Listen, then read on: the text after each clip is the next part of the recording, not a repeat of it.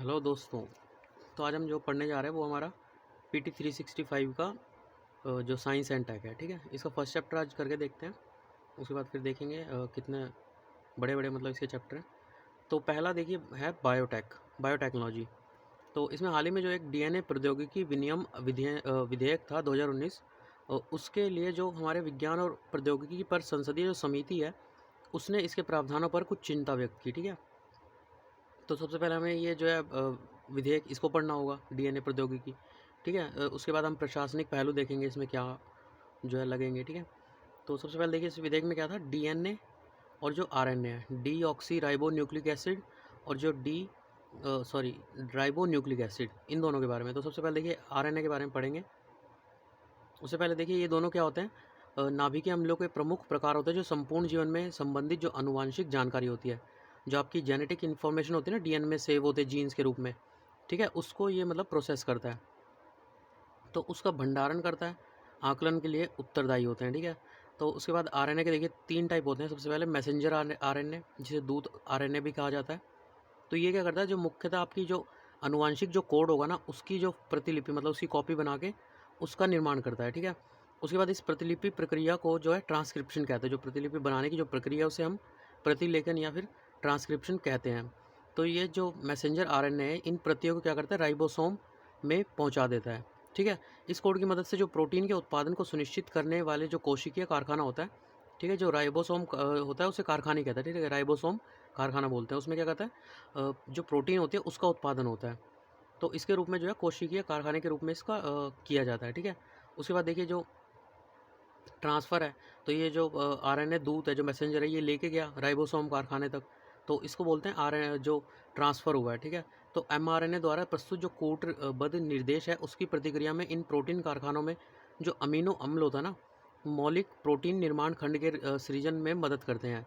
इस प्रोटीन निर्माण की प्रक्रिया को स्थानांतरण कहा जाता है, इसको ही मतलब स्थानांतरण कहते हैं। तो उसके बाद जो हमारे पास राइबोसोम जो कारखाना होता है, उसमें एक घटक होता है ये राइबोसोमल, ठीक है, राइबोसोमल आरएनए, जो कि क्या करता है, प्रोटीन उत्पादक के लिए आवश्यक होता है, ठीक है। तो उसके बाद देखिए आरएनए और डीएनए में जो है डिफरेंस दे रखा है बेसिक। तो आरएनए क्या होता है, जैसे डीएनए होता है, ये क्या करता है, जितनी भी आनुवांशिक जानकारी होगी ना आपकी, जो जेनेटिक इन्फॉर्मेशन होती है, वो अपने अंदर सेव रखता है, उनको भंडारण रखता है, ठीक है। आरएनए क्या होता है, ये एक तरह से डीएनए के अंदर होता है, ठीक है। ऊपर डीएनए होता है, अंदर क्या होता है, इसके आरएनए होता है, ठीक है। तो आरएनए वस्तुतः डीएनए के जो भीतर निहित आनुवांशिक जानकारी होती है उसको प्रोटीन उत्पादन के लिए उपयोग किए जाने वाले प्रारूप में परिवर्तित करता है। मतलब जो उसके अंदर आपकी जानकारी है डीएनए के अंदर, उसको एक प्रोटीन उत्पादन के लिए उपयोग किए प्रारूप में परिवर्तित करता है, फिर इसे जो है राइबोसोमल जो प्रोटीन कारखाना है उसमें पहुंचा देता है, ठीक है। डीएनए क्या करेगा, ये जितनी भी सूचना उसकी प्रतिलिपि बनाता है और उसे संग्रहित करता है, इकट्ठा करके रखता है, ठीक है। यह प्रकृति किसी जीव के भीतर निहित जो सभी आनुवांशिक सूचनाएं होती हैं उसका एक ब्लूप्रिंट होता है, ठीक है। एक ब्लूप्रिंट होता है, जैसे कह देते हैं ना हम क्वेश्चन पेपर का कि ये ब्लूप्रिंट है, ठीक है, मतलब उसकी पूरी जानकारी शॉर्ट में।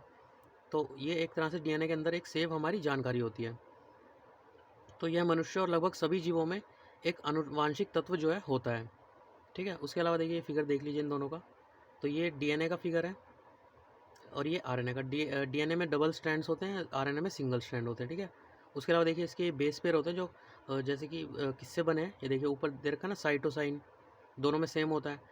गुआनाइन गुआनाइन, एडेनाइन एडेनाइन, इसमें बस यूरेसिल होता है और इसमें थाइमाइन होता है, ठीक है। थाइमाइन इसमें होता है डीएनए में, ठीक है। इसमें क्या होता है, डबल बेस पेयर होते हैं। ये देखिए दो कलर से मिलके बना ना, इन दोनों के दो दो कलर से अलग से मिलके बनता है, इसमें सिंगल बेस पेयर होता है, ठीक है। तो उसमें क्या होता है, आरएनए में एक सिंगल स्ट्रैंड होता है, इस टाइप से दिखाया था ना फिगर में, ठीक है। और यह क्या है, न्यूक्लियोटाइड से बना हुआ होता है। और डीएनए में क्या होता है, डबल स्ट्रैंड इस टाइप से होता है, ठीक है, जो अभी पीछे दिखाया था। तो निर्मित एक जो है द्विकुंडली वक्राकार संरचना होती है, ठीक है। उसके अलावा आरएनए में जो है राइबोज शर्करा वाले अणु होते हैं जो हाइड्रोक्सिल परिवर्तनों से रहित होते हैं, ठीक है। आरएनए में क्या होता है, हाइड्रोक्सिल परिवर्तन नहीं होता है, ठीक है। इसमें अल्प मात्रा में मतलब तुलना में कुछ कम हाइड्रोक्सिल समूह होता है। और ये डीएनए होता है डीऑक्सी राइबोज के रूप में शर्करा उपस्थित होता है इसमें, ठीक है। उसमें राइबोस में, इसमें डीऑक्सी राइबोस में। उसके अलावा देखिए इन तीनों में ये तीन सेम होते हैं, बस लास्ट वाला जो था वो थाइमिन था डीएनए में और यूरेसिल था आरएनए में, ठीक है। पेयर हमने देखे थे ना, बेस पेयर। उसके अलावा जो आरएनए होता है वो न्यूक्लियोलस जो होता है इससे बना होता है, और यह निर्मित आरएनए के प्रकार के आधार पर साइटोप्लाज्म के विशेष क्षेत्र का इनका स्थानांतरण होता है, जबकि डीएनए जो है न्यूक्लियस में पाया जाता है। साथ ही जो माइटोकॉन्ड्रिया होता है उसमें अल्प मात्रा में डीएनए होता है, ठीक है। माइटोकॉन्ड्रिया के अंदर कई बार डीएनए इसके अंदर पाया जाता है, ठीक है। उसके बाद देखिए, अगर आरएनए डीएनए के अंदर होगा, ठीक है, तो उसमें क्या होगा, जो अल्ट्रावायलेट रेज या फिर जो पराबैंगनी किरणें सूर्य की वो आएगी तो पहले डीएनए को इफेक्ट करेगी, है ना। तो ये सुभेद्य होता है यूवी रेज के लिए, और जो अंदर होता है आरएनए ये थोड़ा प्रतिरोधी होता है उसके लिए, क्योंकि इसके ऊपर डीएनए होता है, ठीक है। इस विधेयक के प्रमुख प्रावधान क्या थे? सबसे पहला, यह कतिपय व्यक्ति की पहचान स्थापित करने के लिए डीएनए प्रौद्योगिकी के उपयोग के विनियमन हेतु प्रावधान करता है, ठीक है। मतलब उसको रेगुलेट करने के लिए कि किसका डीएनए टेस्ट होगा उसका प्रावधान करता है। उसके अलावा जो डीएनए परीक्षण है उसकी अनुमति केवल विधेयक की अनुसूची मामलों में के संबंध में है, जैसे कि मतलब इन तीनों से हम जो है किसी का भी डीएनए टेस्ट कर सकते हैं। पहला, भारतीय दंड संहिता 1860 के अंतर्गत कोई अपराध हुआ है, पैतृक संबंध विवाद है कोई, ठीक है, जैसे दीवानी मामले वगैरह, व्यक्तिक पहचान स्थापित करने के लिए, ठीक है, किसी की आइडेंटिफाई करना है किसी को, तो उसके लिए भी हम कर सकते हैं, पर इसके लिए सहमति की आवश्यकता होती है उस इंसान की जिसका डीएनए टेस्ट होना है, ठीक है। तो उसके लिए एक कंडीशन होती है दो, अगर वो 7 साल से उसे कम की सज़ा हुई है तो उससे हमें लिखित सहमति लेनी होगी, ठीक है। अगर 7 साल से ज़्यादा की सज़ा है और मृत्युदंड है या कारावास है तो क्या होगा, उसकी हमें सहमति की आवश्यकता नहीं है, हम डायरेक्ट उसका डीएनए टेस्ट कर सकते हैं, ठीक है। उसके अलावा एक राष्ट्रीय डीएनए डाटा बैंक बनाया जाएगा या फिर क्षेत्रीय डीएनए डाटा बैंक, इसकी स्थापना की जाएगी। उसके बाद देखिए, potential benefit of DNA technology. तो क्या बेनिफिट होगा डीएनए का? सबसे पहले जस्टिस डिलीवरी, ठीक है। कोई अगर हम जैसे रॉन्गफुल कन्विक्शन हो, मतलब कोई इस जो रॉन्गफुल कन्विक्शन होते हैं ना उसमें कमी आएगी इससे, ठीक है। डीएनए टेस्ट से हमें आइडेंटिफाई हो जाएगा पर्सन, ठीक है। उसके बाद एक्यूरेसी ऑफ इन्वेस्टिगेटिंग जो अथॉरिटी है उनकी वो एक्यूरेसी बढ़ जाएगी, ठीक है।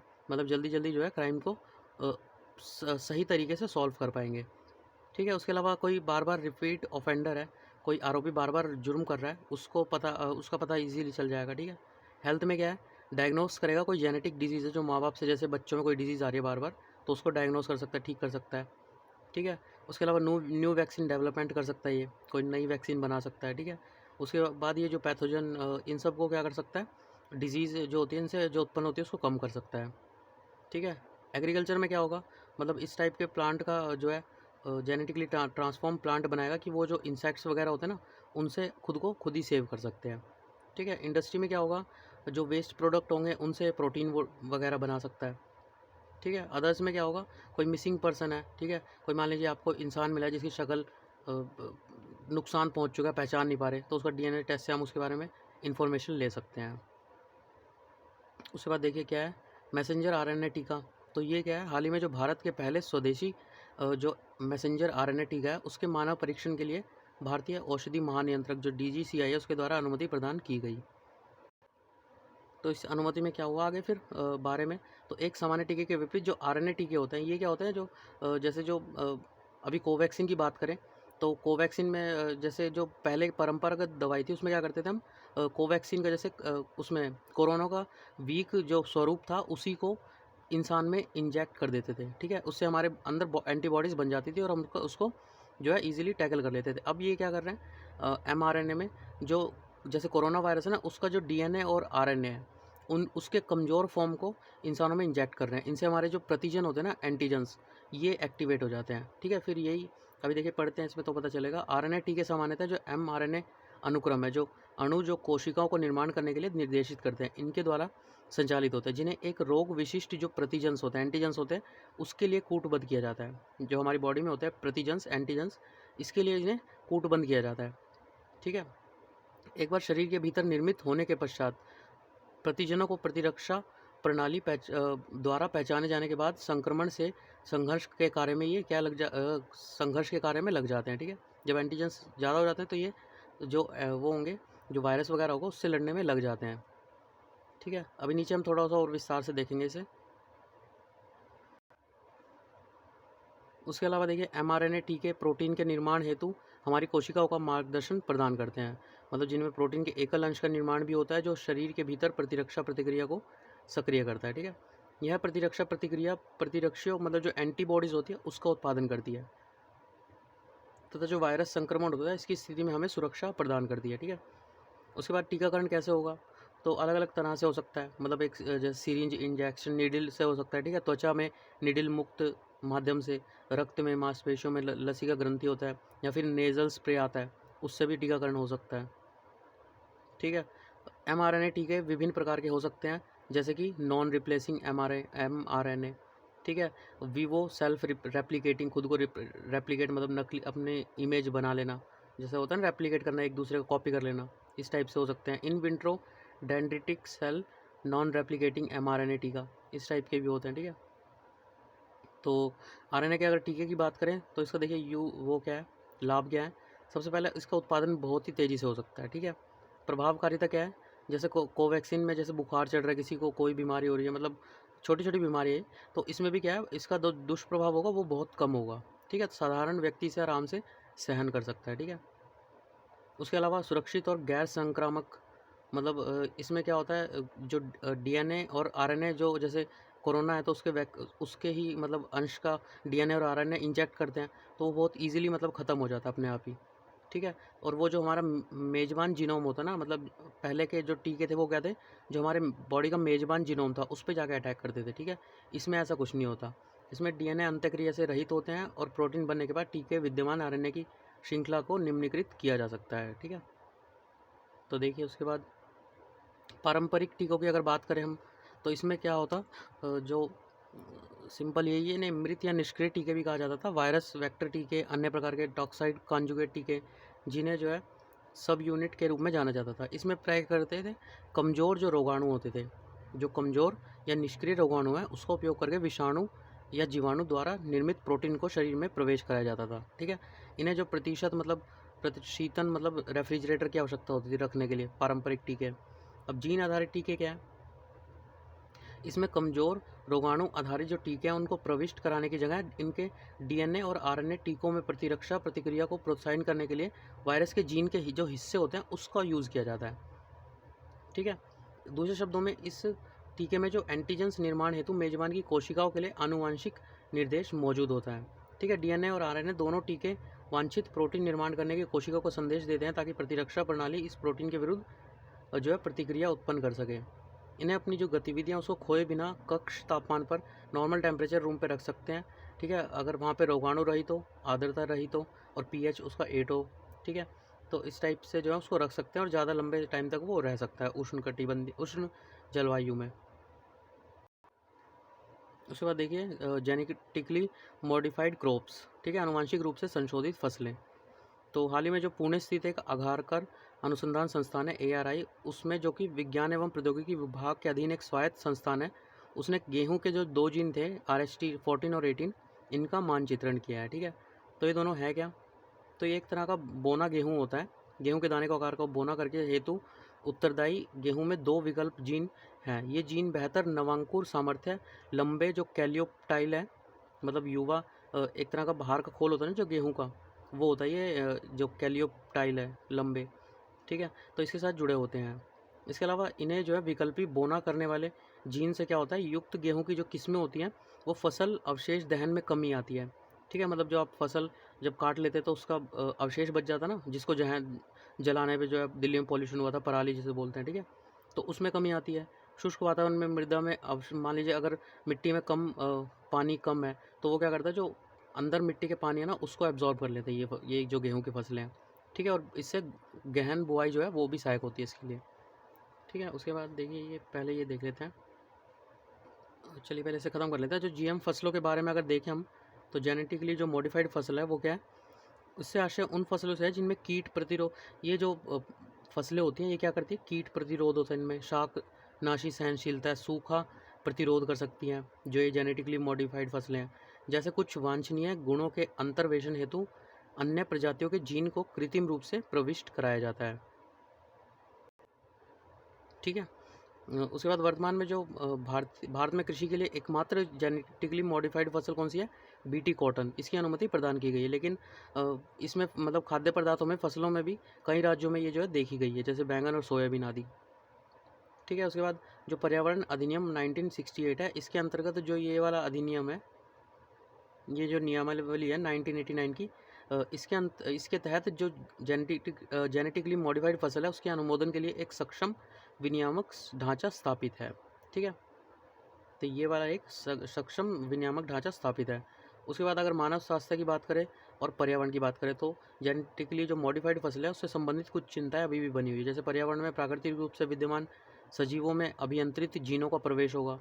उसके अलावा मानव स्वास्थ्य पर एलर्जी संबंधी और जीन अंतरण इस टाइप के जो है नेगेटिव इफेक्ट देखे जाएंगे। आनुवंशिक अभियांत्रिकी अनुमोदन समिति जीएम फसलों के जो वाणिज्यिक उपयोग है मतलब व्यापार के लिए, तो उसको अनुमति करने वाला शीर्ष निकाय है। क्या है ये? आनुवंशिक अभियांत्रिकी अनुमोदन समिति। ठीक है, उसके बाद जीईसी जो है about genetic engineering appraisal committee, तो इसके बारे में क्या है? जीईसी वस्तुतः पर्यावरण वन जलवायु परिवर्तन मंत्रालय के अधीन स्थापित एक निकाय है।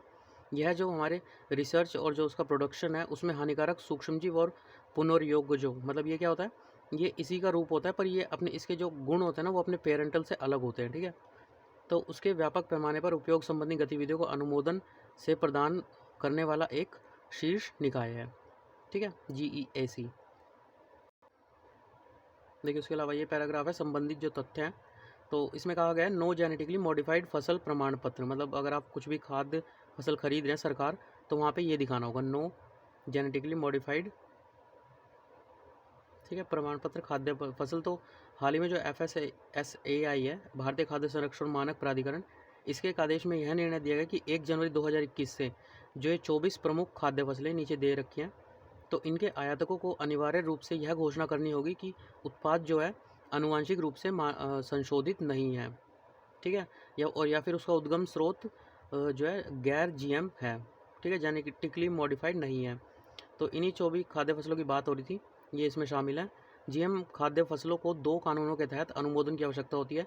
एक तो पर्यावरण संरक्षण अधिनियम 1968 और दूसरा, देखिए नाम में ये पर्यावरण, तो पर्यावरण प्रभाव को शामिल करेगा, और खाद्य सुरक्षा मानक अधिनियम 2006 जो मानव स्वास्थ्य के प्रभाव को शामिल करेगा। इसके अलावा जीईसी की स्वीकृति के पश्चात जो है FSSAI उपभोग के इन्हें अनुमोदित करने से पहले इनका जोखिम मूल्यांकन मतलब रिस्क असेसमेंट ये भी करता है। क्या करता, कौन करता है? जीईएसी। ठीक है, हाल ही में जीईएसी ने एक बीटी बैंगन की नई किस्म को, ठीक है, इसे ध्यान रखिएगा कि आपका आ जाए प्रीलिम्स में, बीटी बैंगन की एक नई किस्म है इवेंट 142। ठीक है, इसका नाम क्या है? इवेंट 142। इसकी जैव सुरक्षा अनुसंधान स्तर 2 मतलब BRL2 क्षेत्र हेतु परीक्षण के लिए अनुमति प्रदान की है। ठीक है, तो उसके बाद देखते हैं अगला। जीईएसी जो प्रौद्योगिकी क्षेत्र परीक्षणों सहित पर्यावरण में जो आनुवांशिक रूप से अभियांत्रिक जीव और उत्पादों के निर्गमन से संबंधित प्रस्तावों के अनुमोदन हेतु उत्तरदायी होता है। उसके बाद जीनोम सीक्वेंसिंग, तो ये क्या होती है जीनोम सीक्वेंसिंग? तो जो हमारा council of scientist and industrial research है CSIR है, उसने जो इंडिजन कार्यक्रम था ना उसको 6 महीने में पूर्ण कर लिया था। इसने CSIR इससे संबंधित निष्कर्ष को भी प्रभावित किया है। ठीक है, तो सबसे पहले देखिए जीनोम क्या होता है, चलिए आगे आएगा तब देखेंगे इसे। तो इंडिजिनस कार्यक्रम क्या था? इसका लक्ष्य जो है भारत के विभिन्न जो निर्जातीय समूह थे, मतलब अलग अलग लोगों को जोड़ के 1000 लोगों को मतलब इन पे टेस्ट किया गया था, DNA टेस्ट। तो इनके निजातीय समूह के प्रतिनिधित्व करने वाले 1000 भारतीय व्यक्तियों के संपूर्ण जीनोम का जो है अनुक्रमण किया गया। ठीक है, मतलब ऐसा होता है जैसे जीनोम होता है ना, एक जीनोम में जो है एक DNA होता है। ठीक है, जीन्स होते हैं, एक DNA के अंदर जीन्स होते हैं। ठीक है, तो ये अलग अलग जो जीनोम होता है ये अलग अलग DNA का गुच्छा होता है जिसके अंदर जीन्स होते हैं। ठीक है, जो आपकी आनुवंशिक जानकारी होती है वो इन्हीं जीन्स में स्टोर होती है कि आपकी हाइट किस पे जाएगी, है ना, फेस कट किस पे होंगे, ये सब जो है आपके DNA से पता चल जाता है। तो इसका वित्त पोषण CSIR इंडिया द्वारा किया जा रहा है। उसके अलावा CSIR विज्ञान और प्रौद्योगिकी मंत्रालय के अधीन कार्यरत भारत का सबसे बड़ा अनुसंधान एवं विकास संगठन है। ठीक है, तो इसका उद्देश्य क्या है? जो रोग वाहक कारक है उसके अध्ययन हेतु आनुवांशिक डेटाबेस का डाटा सेट का एकत्रण करना।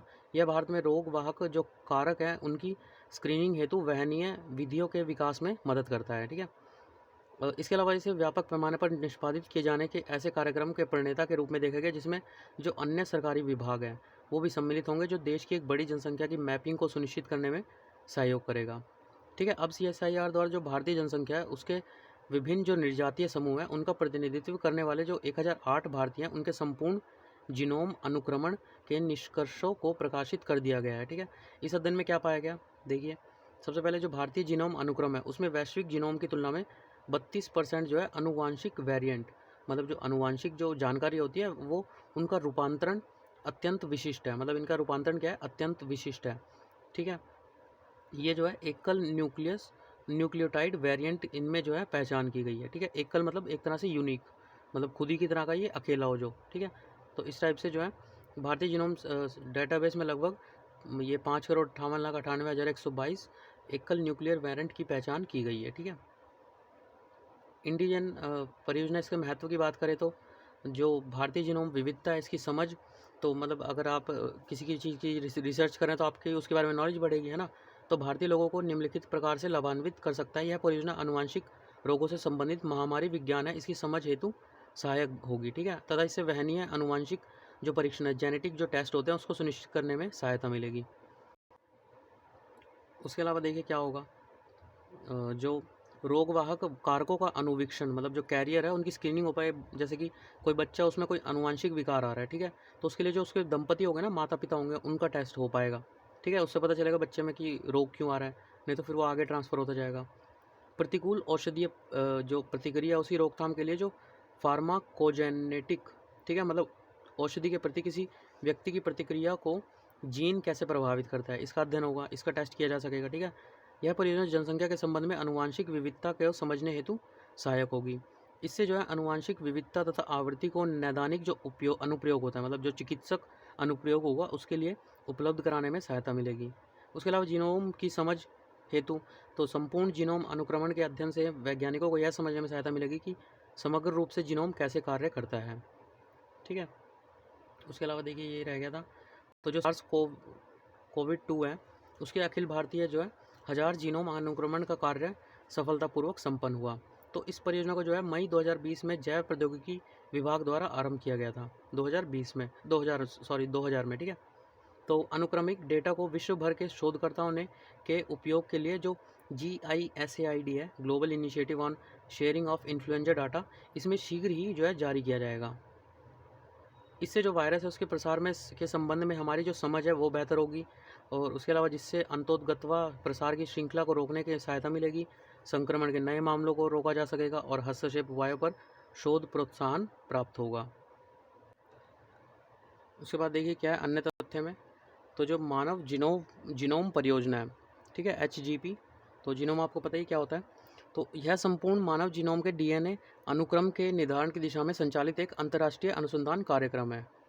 ठीक है, इसको जो है 1990 में प्रारंभ किया गया, 2003 में इस कार्यक्रम को पूरा कर लिया गया। ठीक है, यह पहला अवसर था जब HGP की सहायता से जो मानव जाति है उसके कल्याण की दिशा में पूर्ण आनुवांशिक ब्लूप्रिंट इसको निर्धारित किया गया, मतलब पूर्ण आनुवांशिक जो ब्लूप्रिंट था उसको निर्धारित किया गया था। इस कार्यक्रम को जो है USA के जो नेशनल इंस्टीट्यूट ऑफ हेल्थ और डिपार्टमेंट ऑफ एनर्जी इसके द्वारा समर्थन प्राप्त किया गया था उस समय पे। जीनोम इंडिया परियोजना की अगर बात करें तो यह भारत की एक महत्वाकांक्षी जीन मैपिंग परियोजना थी, मतलब जीन्स का इसमें मैपिंग किया गया।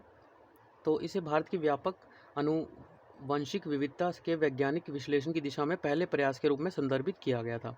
ठीक है, जीनोम अनुक्रमण में DNA के जो प्रत्येक आधार या न्यूक्लियोटाइड होता है उसके क्रम का पता चलता है, जो हमने मतलब पढ़ा था ना कि वो एडेनाइन और वो थैलेमाइन, वो मतलब उनका क्या क्रम होता है। ठीक है, जबकि जीनोम मैपिंग की सहायता से DNA में उपस्थित विशिष्ट पदार्थों की भी पहचान की जा सकेगी। इस पहले चरण में संपूर्ण भारत में भारतीय जीनोम का जो प्रतिनिधित्व करने वाले 10,000 नमूने एकत्रित किए जाएंगे, तत्पश्चात एक ग्रिड निर्मित किया जाएगा। ठीक है, इसे जनवरी 2020 में जो हमारा विज्ञान और प्रौद्योगिकी मंत्रालय और जो जैव प्रौद्योगिकी मंत्रालय इसके द्वारा स्वीकृति प्रदान की गई। ठीक है, दोनों मंत्रालय याद रखिएगा। इस परियोजना के संचालन में भारतीय विज्ञान संस्थान बेंगलुरु, कुछ भारतीय प्रौद्योगिकी संस्थान समेत 20 अग्रणी संस्थाओं को सम्मिलित किया गया है। ठीक है, तो जीनोम अनुक्रमण या सीक्वेंसिंग ये होता क्या है, तो जीनोम किसी जीव के जो डीऑक्सी राइबो न्यूक्लिक एसिड होता है, DNA होता है, उसका समग्र एक समुच्चय होता है। ठीक है, मतलब एक गुच्छा होता है एक तरह से। तो इसमें वे सभी जो गुणसूत्र शामिल होते हैं जिसमें DNA और जीन होते हैं। ठीक है, जिसमें भी DNA और जीन्स होंगे तो वो सब इसमें होते हैं, गुणसूत्र शामिल होते हैं, क्रोमोसोम। प्रत्येक जीनोम में उस सजीव को निर्मित करने और उसका अस्तित्व बनाए रखने के लिए आवश्यक सभी आनुवांशिक सूचनाएं होती हैं। किसी भी सजीव का जो है निर्मित करने के लिए उसमें सभी आवश्यकताएं होती हैं, मतलब जो भी उन्हें चाहिए होता है वो आनुवांशिक सूचनाएं होती हैं। ठीक है, उसके अलावा जो अनुक्रमण होता है, मतलब जो सीक्वेंसिंग हम करते हैं, उसके रूप में वर्णित प्रक्रिया के माध्यम से जीनोम को समझा जा सकता है, ठीक है। मतलब उनकी क्या आपस में पेयरिंग हो रही है। जीनोम के अनुक्रमण का तात्पर्य किसी जीव में जो बेस पेयर होता है उसके सटीक क्रम को परिभाषित करने से है, ठीक है। उनके बेस पेयर जो बनते हैं आपस में, जो वहाँ फिगर में दिखाए गए थे, तो ये उनसे है, ठीक है। इट कैन हेल्प किस में कर सकता है, आइडेंटिफाई जेनेटिक कोई म्यूटेशन हो रहा है, ठीक है। तो and how this mutation impact gene function, कैसे वो म्यूटेशन जो है जीन फंक्शन को इफेक्ट करता है। Improving the understanding of how virus spread, कैसे वायरस फैलता है और इवॉल्व करता है। रिवीलिंग पॉपुलेशन लेवल, मतलब जो पहले से डिजीज़ है उनके बारे में रिवील करेगा कि मतलब इनका क्या नेचर है। Identify genomic causes of rare diseases, जो रेयर डिजीज़ जो होती हैं। Understanding variation in complex diseases, मतलब इनके जो कॉम्प्लेक्स डिजीज़ होगी इनके बिहेवियर को अंडरस्टैंड करेगा और जो रेयर डिजीज़ होती हैं उनके बारे में भी पता करेगा, ठीक है। अन्य महत्वपूर्ण तथ्य क्या है, तो जैसे कि ये है जो जैव पीड़कनाशी बायोपेस्टिसाइड। तो हाल ही में जो रसायन एवं उर्वरक मंत्रालय इसके तहत जो कीटनाशक सूत्रीकरण प्रौद्योगिकी संस्थान है IPFT, इसने जो बीज मसाला फसलें जितनी भी होती है ना उसमें कीट नियंत्रण के लिए एक जैव पीड़कनाशी सूत्रीकरण विकसित किया है, ठीक है, बायोपेस्टिसाइड फॉर्मुलेशन। तो ये तथ्य क्या है, तो इसकी जो शेल्फ लाइफ होती है वो अच्छी होती है, जो पेस्टिसाइड है ना। शेल्फ लाइफ क्या होती है, जो जैसे आप कुछ चीज़ खरीदते हैं तो उस पर क्या होता है, मैन्युफैक्चरिंग डेट, एक्सपायरी डेट, तो उस पीरियड को कहता है शेल्फ लाइफ, जो रखने का टाइम होता है, ठीक है। तो यह उपयोगकर्ता और वातावरण के लिए सुरक्षित होता है। इसका उपयोग विभिन्न कृषि कीट जो होते हैं, जो विशेषकर मसाला जो फसलों पे लगते हैं उसको नियंत्रित करने के लिए प्रभावी रूप से इसका यूज़ किया जाता है। विभिन्न कीटों के जो कारण बीज मसाला होते हैं उनकी फसलों को बहुत नुकसान पहुंचता है। कीटों को नियंत्रित करने के लिए इन बड़ी मात्रा में इन फसलों में जो है कृत्रिम रासायनिक कीटनाशक डाला जाता है, जो मतलब ये सब ज़्यादा डालते तो इंसानों के लिए भी नुकसानदेह होता है, ठीक है। तो कीटनाशक अपशिष्ट स्तर का जो स्तर होता है इनका उच्च हो जाता है, जो मानव स्वास्थ्य और पर्यावरण के लिए जोखिम उत्पन्न करता है, ठीक है। तो इसके अलावा जो यह जो है किस पे आधारित होता है, एंटोमो पैथोजेनिक फंगस वर्सीलियम लेकानी, ठीक है। ये भी एक तरह का फंगस होता है जो जितने भी वो होते हैं ना चूस जो खून खून चूसने वाले कह रहा हूँ, जो रस चूसने वाले जितने भी कीट होते हैं ये उनको मारने के लिए इसका यूज़ होता है, ठीक है। तो जैव पीड़कनाशी के बारे में देखें तो जैव पीड़कनाशी जो सूक्ष्म जीव होते हैं जैसे विषाणु, जीवाणु, कवक, सूत्र कृत्रिम या प्राकृतिक रूप से पाए जाने वाले पदार्थ पर आधारित जो सूत्रबद्ध सक्रिय तत्व होते हैं उसका रूप है, जिसमें पौधे के जो अर्क और अर्ध रासायनिक द्रव्य शामिल होते हैं। अर्क क्या होता है, जो पौधे का एक तरह का लिक्विड होता है जो उसकी आउटर सरफेस पे होता है, ठीक है, जिससे जो कीट पतंगे होते हैं उसको वो बचाते हैं, ठीक है, मतलब खुद को वो बचाता है उनसे, कीट पतंगों से। और अर्ध रासायनिक मतलब जो कीट फेरोमोन होंगे, ठीक है। जैव पीड़कनाशी के उपयोग के अगर लाभ देखें तो ये एक तो कम विषाक्त होते हैं, ठीक है। उसके अलावा ये केवल लक्षित कीटों और निकटवर्ती सजीवों, मतलब जिस कीट के लिए हम लगा रहे हैं ये उसी पे अटैक करेगा ज़्यादातर, ठीक है, ना कि संपूर्ण पारिस्थितिकी तंत्र पर। साथ ही ये अल्प मात्रा में प्रभावी होते हैं और शीघ्रता से विघटित हो जाते हैं, डिस्पोजेबल होते हैं ईजिली, ठीक है। तो टाइप ऑफ बायोपेस्टिसाइड टाइप कौन से हैं, तो सबसे पहले माइक्रोब्स के अगर देखें तो organism like bacteria and fungi, ठीक है। बैक्टीरिया और फंजाई जो होते हैं ऑर्गेनिज्म होते हैं, ये भी पेस्टिसाइड के रूप में यूज़ होते हैं, जैसे फॉर एग्जांपल बैसिलियस थ्रोंजिसिस, ठीक है।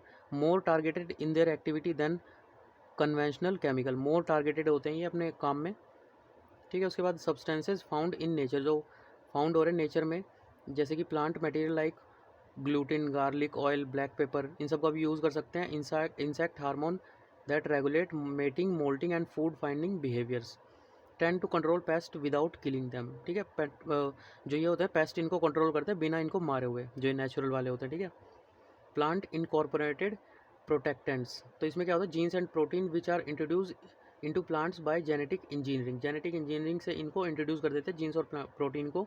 Allow genetically modified plant to protect itself from pest, वो खुद को ही मॉडिफाई कर दे, मतलब पेस्ट जो होते हैं उनसे मॉडिफाई, जो इंसेक्ट होते हैं उनसे खुद को सेव कर लेता है, ठीक है। उसके अलावा अगला टॉपिक है राष्ट्रीय बायोमंडल संसाधन स्वदेशी consortium, national biomedical resource indigenous consortium NBRIC। तो हाल ही में जो हमारा विज्ञान और प्रौद्योगिकी मंत्रालय, इसने NBIC का अधीन जो जैव प्रौद्योगिकी विभाग है इसके द्वारा NBRIC का गठन किया, ठीक है, जैव प्रौद्योगिकी विभाग के द्वारा। तो NBRIC के बारे में देखते हैं। तो इसका आयोजन एवं नेतृत्व centre for cellular and molecular platform इसके द्वारा किया गया, ठीक है, centre for cellular and molecular platform, ठीक है, CCMP, इसके द्वारा किया गया। तो NBRIC का उद्देश्य क्या है? समस्त जो भारत है उसमें जो भी हमारे अभिकर्मक है, उपचार है, टीका है, चिकित्सा वैज्ञानिक, इसको विकसित करने की दिशा में अनुसंधान, उसके अलावा उत्पाद संसाधन और सेवाओं के अभिसरण हेतु एक राष्ट्रव्यापी सहयोग मंच का निर्माण करना। उसके अलावा देखिए, आयात प्रतिस्थापन और निर्यात को बढ़ावा देने के क्रम में जो बायोमेडिकल अनुसंधान है और अभिनव उत्पाद है हेतु NBRIC एक मेक इन इंडिया पहल है, ठीक है। उसके अलावा इसके बेनिफिट देखते हैं, उद्देश्य क्या है, सॉरी। तो NBRIC का उद्देश्य क्या है? तो महत्वपूर्ण जैव औषधि संसाधनों की जो निर्माणकारी उपयोगिता है उसकी पहचान करना, इसकी वर्तमान क्षमताओं, योग्यता और आवश्यकता का आकलन करना, एक सक्षमकारी परिवेश के सृजन और सार्वजनिक एवं निजी क्षेत्रों में नीति निर्माता और अन्य हितधारकों को उपलब्ध कराकर ऐसे उद्यमों का समर्थन करना, ठीक है। उसके अलावा जैव प्रौद्योगिकी विभाग, जैव प्रौद्योगिकी अनुसंधान जो हमारा BIRAC है, तथा जो DST हमारा department of science and tech है, उस विभाग से विकास या स्केलिंग के लिए वित्तीय सहयोग हेतु समर्थन प्राप्त करना, ठीक है। उसके बाद मिसलिनियस है। मिसलिनियस में क्या है? सबसे पहले BBX11। तो ये क्या है? जो भारतीय विज्ञान शिक्षा एवं अनुसंधान है, जो Indian institute of science education and research है, IISER, इसके शोधकर्ताओं ने एक जीन BBX11 की खोज की है, जो पादप की जो हरियाली होती है ना, उसको सुगम बनाने में सहायता होता है। मतलब जब पादप मिट्टी के नीचे होता है तो उसमें पहले से ही क्लोरोफ्लाइड होता है, ठीक है। ये जब बड़ा होता है तो वो चेंज हो जाता है क्लोरोफिल में, ठीक है, जो कि इसको प्रकाश संश्लेषण में काम आता है, ठीक है। तो इन्होंने जो है इसको, इस जीन को पहले मतलब इसमें डाल देंगे तो उससे उसका रंग हरा रहेगा, तो इस तरह को विनियमित करने में एक महत्वपूर्ण भूमिका निभाता है। पादप द्वारा हरे वर्णक क्लोरोफिल के जैव संश्लेषण में क्लोरोफ्लाइड मध्यवर्ती चरण होता है, ठीक है। थोड़ा और पढ़ लेते हैं। तो पादपों में क्लोरोफिल का संश्लेषण एक लंबी बहुचरणीय प्रक्रिया है। जब मृदा के नीचे कोई अंकुर उद्भव होता है, मतलब फूटता है, तो उसे अपने स्वयं के विकास हेतु जल्द ही क्लोरोफिल का संश्लेषण करना होता है, ठीक है। तो क्लोरोफिल के त्वरित संश्लेषण को सुगम बनाने के लिए पादप अंधेरे में जो है क्लोरोफिल के पहले जो पदार्थ निकलता है, जिसे प्रोटोक्लोरोफिलाइड कहते हैं, जो लाल रंग की उद्दीप्ति होती है और जब पादप पर नीला प्रकाश अपतित होता है, ठीक है। जैसे ही पादप मृदा की सतह से निकलकर प्रकाश में आता है तो यह प्रकाश पर निर्भर एंजाइम प्रोटोक्लोरोफिलाइड को क्लोरोफिल में परिवर्तित कर देता है, ठीक है। तो पुणे में सेंटर फॉर बायोफार्मा एनालिटिक्स, मतलब CBA एट पुणे, तो हाल ही में जो पुणे है उसमें जो DBT है, जैव प्रौद्योगिकी विभाग है, उसके द्वारा centre for biopharma analytics CBA इसका शुभारंभ किया गया, ठीक है। यह जो बायोफार्मास्यूटिकल विकासकर्ता और विनिर्माता है, इसके लिए उच्च गुणवत्ता वाली विश्लेषणात्मक जो है सेवाएं प्रदान करेगा। इसे भारत भर में जो टीके हैं, औषधियाँ हैं, नैदानिक मतलब उपचार हैं, अन्य जैव औषध है, उत्पादों का तीव्रता से जो है विकास करने के लिए सभी अनुसंधानकर्ताओं, औषधि विकासकर्ताओं और उसकी आवश्यकता को पूरा करने के लिए अभिकल्पित किया गया है, ठीक है। उसके अलावा देखिए यह क्या है, किसके द्वारा वित्त पोषित है? जो NBM है, राष्ट्रीय बायोफार्मा मिशन, इसके अंतर्गत जो है DBT द्वारा इसे वित्त पोषित किया गया। उसके अलावा वर्ष 2017 में जो NBM ऊपर पढ़ा हमने, राष्ट्रीय बायोफार्मा मिशन, इसके आरंभ किया गया था और इसका उद्देश्य क्या था? नवीन, किफ़ायती और प्रभावी बायोफार्मास्यूटिकल उत्पादों की अभिकल्पना एवं विकास के लिए भारत को एक प्रमुख केंद्र बनाना, ठीक है। यह भारत सरकार और वर्ल्ड बैंक द्वारा NBM, ठीक है, ये थोड़ा इंपॉर्टेंट हो जाता है क्योंकि वर्ल्ड बैंक है इसमें, तो वर्ल्ड बैंक और भारत सरकार द्वारा क्या है? वित्त पोषित है। उसके बाद बिराक DBT द्वारा स्थापित एक गैर लाभकारी सार्वजनिक क्षेत्र उपक्रम भी है, ठीक है। ठीक है, तो देखिए बिराक क्या होता है? Biotechnology industry research association council, ठीक है, ये बिराक की फुल फॉर्म है। इसके बारे में थोड़ा सा और सर्च कर लीजिएगा, कब बना और क्या काम करता है। तो ये बस यही था, फर्स्ट चैप्टर मुझे कराना था, थोड़ी देर के लिए टाइम था तो मैं करा दी, ठीक है। बाकी इसके अलावा इकोनॉमी का एक सेकंड चैप्टर आएगा कल को, और जो हमारा एनवायरनमेंट है उसका आएगा third chapter, I think so करवाना शायद, ठीक है, सेकंड या थर्ड ही कराना है, तो ये दोनों कल आएंगे। उसके अलावा अगर आप में से कोई भी इंटरेस्टेड है डेली करंट अफेयर पढ़ाने के लिए, तो आप मुझे जो है कांटेक्ट कर सकते हैं UPSC PSC हिंदी वाले @gmail.com पे, ठीक है। तो मतलब यहाँ पे कुछ नहीं है, आपको बस अपनी वीडियो बनानी है और मुझ पे सेंड कर देनी है, मैं यहाँ चैनल पे अपलोड कर दूँगा। अभी मुझे टाइम नहीं मिल पा रहा एक हफ़्ते के लिए, तो कोशिश करिए अगर आप पे टाइम मिले एक हफ़्ते के लिए तो आप जो है वीडियो बना के मुझे सेंड कर सकते हैं। अगर जीमेल पे करना चाहे तो कोई दिक्कत नहीं है, उस पर कर दीजिए, अदरवाइज़ मैं आपको कॉन्टैक्ट कर लूँगा इफ़ यू आर कम्फर्टेबल। तो ठीक है, अगर पसंद आता वीडियो तो लाइक कीजिए चैनल को, वीडियो को, और सब्सक्राइब भी कीजिए चैनल को, और घर में बैठें और पढ़ते रहें, ठीक है। तो उसके अलावा आपका दिन शुभ हो।